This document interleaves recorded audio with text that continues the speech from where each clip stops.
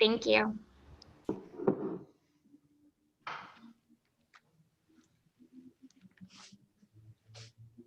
I look better now. You look great. Thank Let's get going. We All are, right, are we ready? yep, we're live now. All right. Well, we're going to call to order the Public Safety Committee meeting of January the 26th, 2021. I appreciate y'all waiting for me. I was looking at my January 11th meeting that had the time at 2:30. So my apologies, and I'm glad for the reminder to get started. Welcome, Councilmember Mitchell, our new addition to our Public Safety Committee meeting. Councilmember Seekings has advised me earlier that he would not be able to attend due to a conflict. And Councilmember Mitchell, as part of your initiation, joining this new law firm, we're going to ask you to lead us in a moment of silence or our prayer, sir. All right.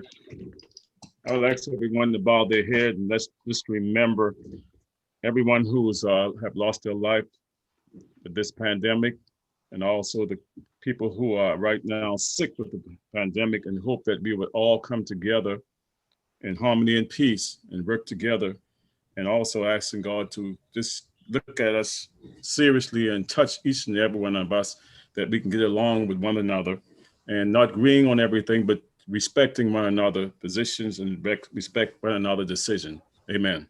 Amen.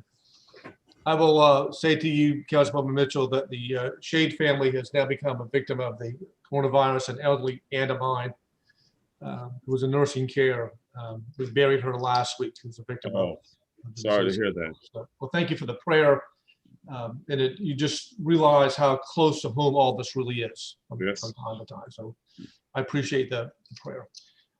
We have 2 minutes before you of November the 23rd and also December the 14th. I'll entertain a motion to adopt those minutes. Is there a second, Mr. Mayor? Second. Thank you. Thank you. All those in favor say aye. Aye. The ayes have it. All right. So Tracy, this is going to be your show. You will give us a rundown on the open data policy, and we've been discussing this about a little bit. So go ahead and shoot. It's in your ballgame. Thank you, Mr. Chairman. And Mr. Chairman, I'm sorry to hear for your family's loss. Thank you. Very sad.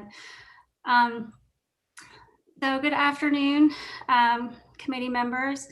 I came to you all in November and presented a draft open data policy and walked you through kind of the history of open data in the city and kind of why this is important.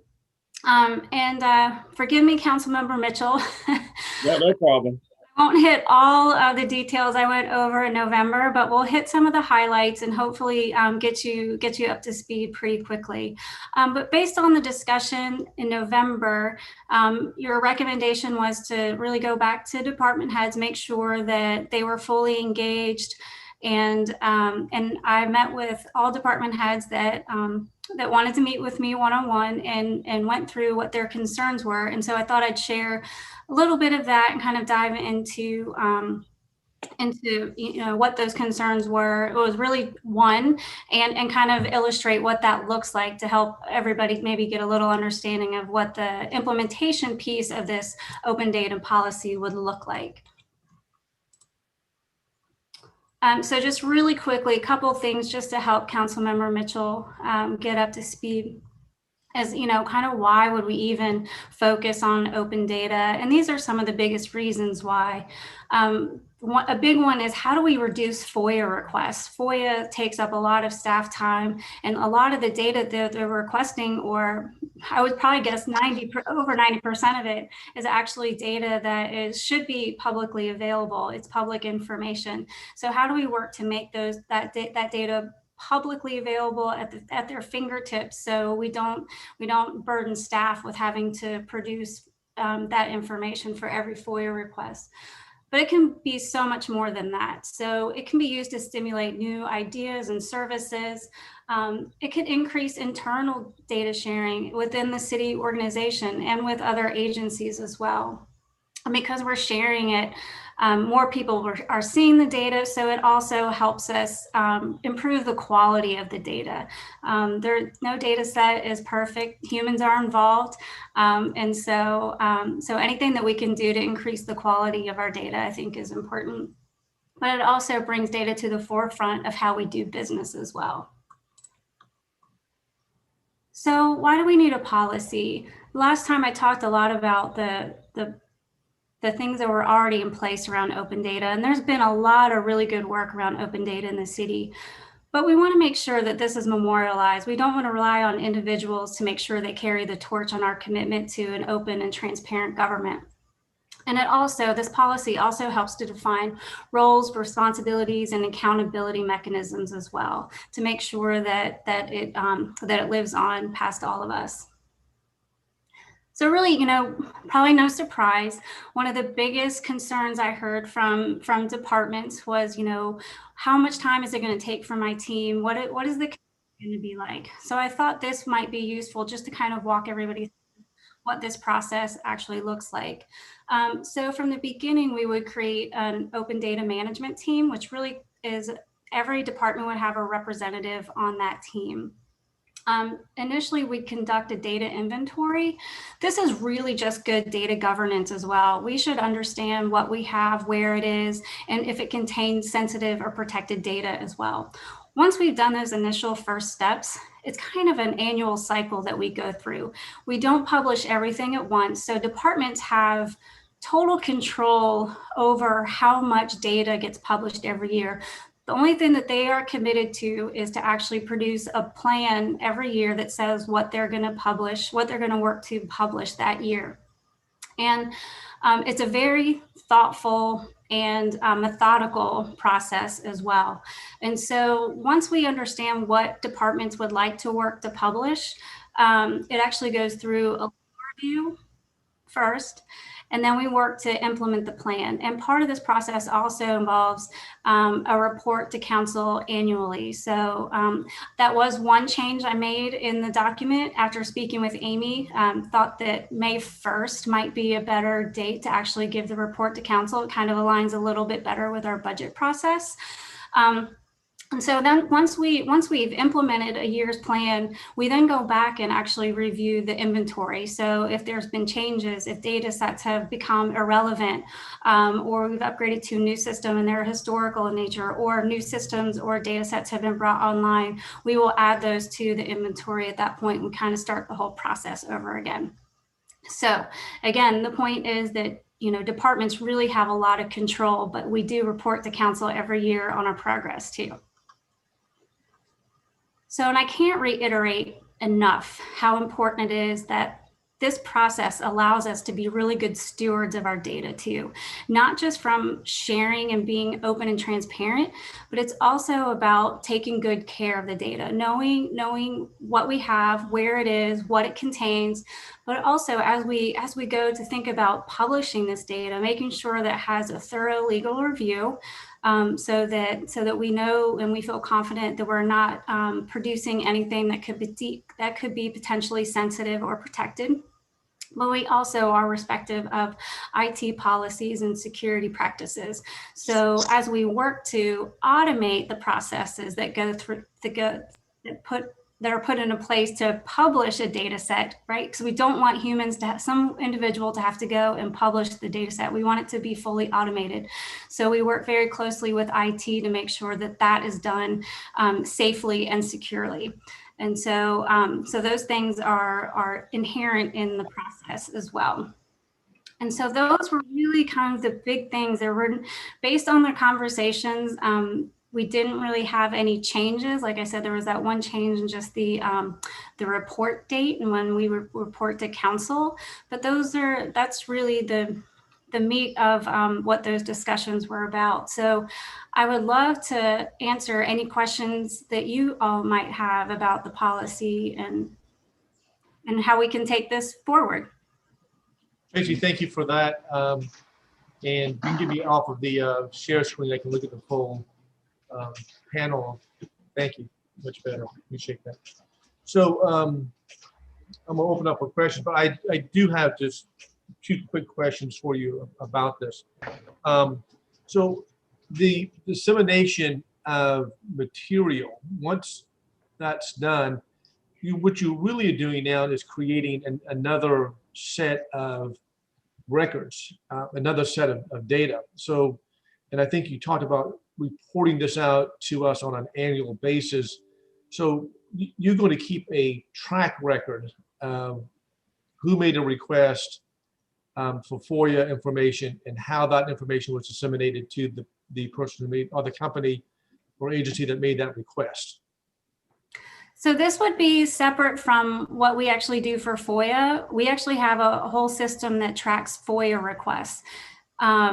It will very much use the information in that FOIA system to help prioritize data that we would publish, but we would be publishing data basically in its raw format for citizens to view.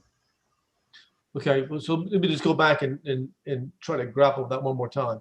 So as you're making your report to council on an annual basis, you're going to report as to how this implementation has been working out, and some hard data on how this is working out.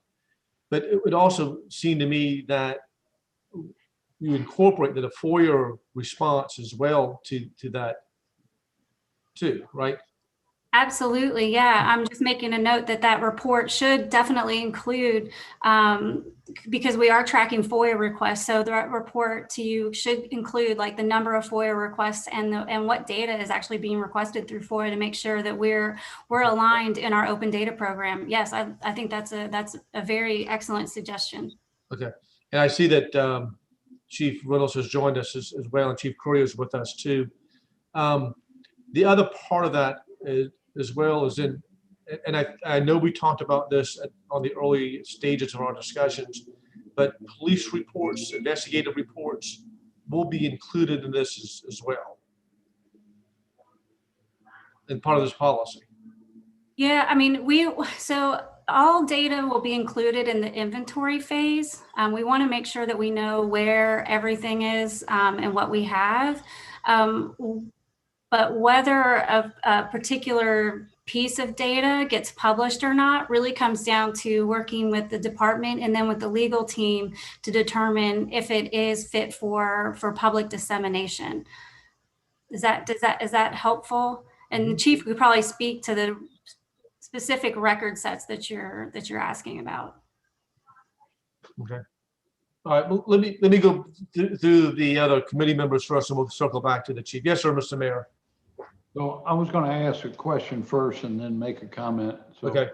My question first, if you don't mind, Tracy, could you give us just a couple simple examples that you have in mind of a data set that would logically be made public under this open data initiative? Sure. So one of the data sets, some of the data sets that we already share in the open data portal are things like zoning information, which is basically a geospatial data set that shows the zoning across the whole city. And so developers or builders or real estate folks or even private citizens can actually download that information and view that. For example, if you're looking to build something downtown Charleston and want to know where the height zone boundaries are, you can download that information and then use that without having to come to the city, get a map printed out of where the zoning districts are and those height districts and things like that. So it gives folks like that the control to be able to have that data at their fingertips more readily. So that's a good example, and I'm sure there are many others. And the whole point of this, y'all, is to have a policy that's transparent, of being able to provide the public with information that, in essence, they own already. But we collect all kinds of information about all kinds of things. And in the process, not only does it mean that we can be more open with the public about what we know, it will, I believe, over time lead to process improvements and innovation for our city in how we manage things.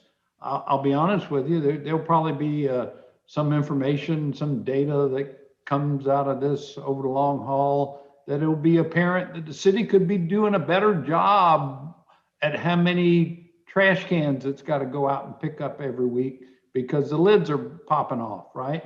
Well, gee, that could lead someone to think about, well, gee, what would we need to do different to reduce the number of trash can lid problems? So it can lead to good business management, efficiency, and innovation, and help inform our decisions in important matters like we've done recently with COVID, as we kept our metrics on the statistics that we were able to garner about the disease. So it's just a philosophy, a working philosophy going forward of transparency and innovation. I know there were concerns about, sensitive data and all like that, but there's plenty of controls in this policy that allows the city to have review of what's appropriate and not to put out in the public realm, and to safeguard against any thing that should be held private. So anyway, I think it's a step forward in the right direction. It's not something that will maybe show some immediate result, but over time, it really, I believe it's good policy. Thank you, Mr. Mayor.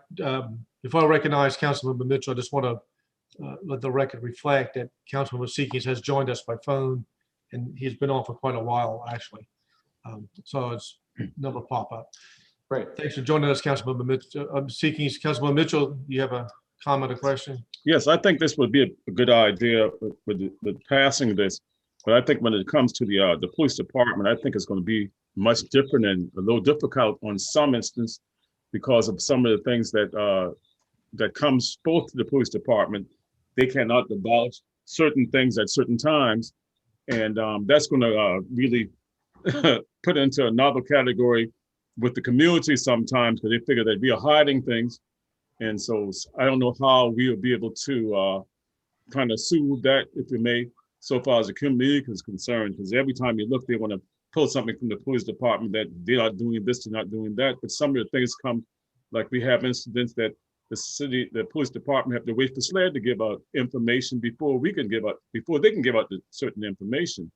So, in lieu of that, I don't know how we can kind of soothe that, if you may, the information, if you may, to disseminate to the when someone requests certain information through the police department. That would have to be very it's going to be a little different than most of the information we can give out sometimes on FOIA at the time, and see. So I just wonder how we'll be able to disseminate that and how we can be able to soothe the community on that issue when they're pulling this information, trying to get these information back. Yeah, so Councilmember Mitchell, fortunately or unfortunately, I had a lot of experience with this. And when I worked for the city of Baltimore, one of my duties was to run their open data program when I was there. And so, publishing police crime data can be tricky, but that's why having these safeguards in place to make sure that it gets a proper legal review and that we're following IT, policy and procedures is really important. But it can be done, and when it's done and done well, the amount of burden that it takes off of the police department in fulfilling individual FOIA requests can be quite good. So. It is a challenge, without a doubt, but it's definitely possible, and we just need to make sure that we do it thoughtfully and carefully. But good points, Councilmember Mitchell. I think that those are things that we just need to be always cognizant about. that you just raised. So the one thing I recall, if I may interject, Mr. Chairman, in the policy, it mentions publishable data. And so there's certain data that the police department would have, as you mentioned, that's sensitive to SLED or somebody's private information, that would never be publishable data to start with. It would never even qualify to go out into the public realm. And so I think those safeguards are there, and I can assure you all our staff will be very sensitive as to making sure we don't make something publishable that really shouldn't be. Yeah, and I think all that is covered under the section 1 under definitions, Mr. Mayor, and the point well taken with that, as we make distinctions between open data, sensitive information, and publishable data as well. Councilmember Shealy, any questions or any input from? I don't have any questions at this time, Mr. Chairman. I appreciate it. I'm supportive of this. Good. I will just state, and I would suspect for Councilmember Shealy's industry as well, that the availability of information from a lawyer standpoint is becoming much more accessible and much more easily obtainable, which makes things a whole lot easier. Everything that from the recorder of deeds to documents and pleadings filed in civil court in the federal court system is extremely accessible, so that you're not pinpointed down by hours of operation of a certain office, or I can literally obtain documents from the federal government, multi-jurisdictional, and that helps me as as a side of a litigator, that I have access to information. And you know, some of the data that we're talking about that Department of Transportation, Traffic Transportation puts together, Department and the police department put together about traffic flow and speed and things of that nature, which we think about as being police information, but there really is public information as to how many folks are traveling down on a certain street at a certain hour, how many speeding, speed of certain vehicles at a certain hour. Those are important data that other folks may have need for, particularly when it comes to renovation projects or new development projects as well. So I mean, I'm just spouting off possibilities of how this data could be used, and it really is, having things available at our fingertips really does make life a whole lot easier. Councilmember Jackson, you're not a member of our committee, but you always seem to pop up somewhere, and so I don't want to lead you out since you took the time to join us. Did you have any comments or questions? No, thank you. I just appreciate the fact that we're trying to stay up with communities like ours and do the right thing. And I mean, I'm sure I'm not alone in seeing a huge increase in public interest and involvement over the last couple of years. So the fact that we can say yes more than we can say no, I think is a big feather in Charleston's cap. Thank you, Tracy. Yes, ma'am. Thank you for listening in. All right. I see that we have a couple of our fine attorneys online, and Steve Brumlin with the assigned to the police department in Sterling. Ladies and gentlemen, any questions from y'all's perspective as well? Hi there. Tracy's worked really closely with the legal department on this, and we feel like we've put a lot of information in there about how the process will work with legal review. So from our department's perspective, we're going to be really involved and hands-on in determining which of the data sets should be released and which we should take a closer look at, maybe redact certain information, be on the lookout for personal identifying information and that type of thing. So we feel really confident that, we have a good process worked out for this. Thanks, Sterling, for y'all's involvement with this as well. Chief Reynolds and Chief Courier, any input or comments or suggestions? I'll just say, I've talked to Tracy a lot about this. It is the right thing to do. I think, as the mayor said, it's the approach the city's going to take. It's certainly not a police-centric issue, not by a long shot, but it certainly is a significant impact on the police as well as every other department in the city. President Obama enacted a task force. He called the 21st Century Policing Task Force. It was co-chaired by Lori Robinson and Chuck Ramsey. And out of that, they had certain pillars and certain recommendations and best practices. Among those was the White House Data Initiative. And it's consistent with exactly what we're talking about as a best practice, as something that just really makes sense. The community has a very strong appetite for data. And this is not going to be an easy lift. It's going to be ongoing. It's going to be iterative. The Charleston Police Department started this many years ago under Chief Mullen. And I think that we're well on our way, but there's a lot more that we need to do. So I'm excited about it. We embraced it. I think that everything that's been said, Councilmember Mitchell and others are correct.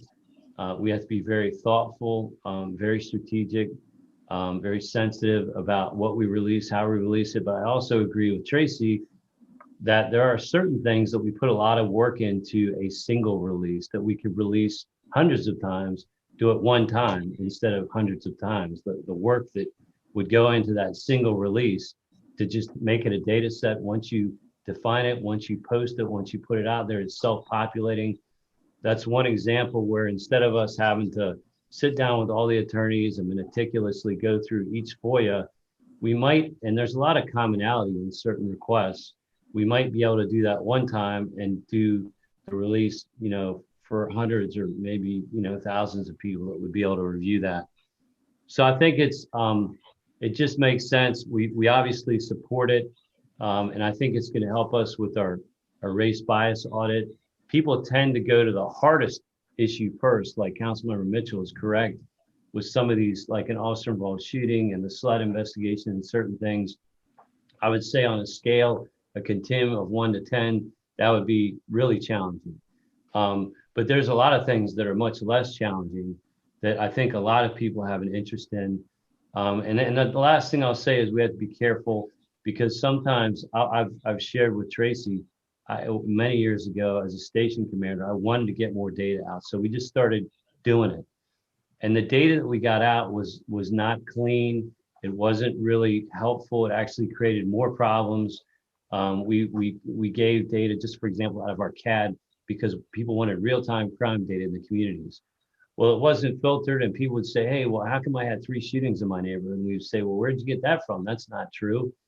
And it was a call for service that may have been a backfire muffler. It might have been fireworks. It wasn't filtered. It wasn't refined. And in the haste to try to get quick data out, we didn't get good data out. So we actually had lessons learned. We had to pull back.